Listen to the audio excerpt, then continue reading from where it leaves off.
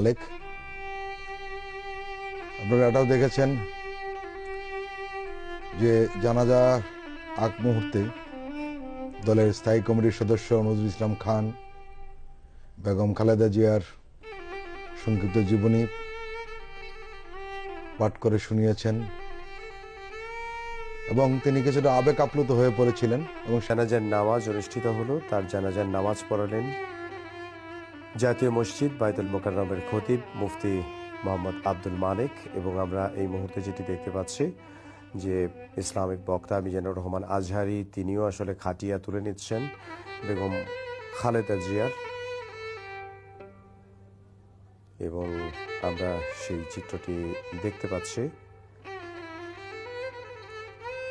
তিনবারের প্রধানমন্ত্রী, বাংলাদেশের প্রথম নারী প্রধানমন্ত্রী, তার মরদেহ এই মুহূর্তে নিয়ে যাওয়া হবে শেরেবাংলা নগরে শহীদ রাষ্ট্রপতি জিয়াউর রহমানের মাজারে।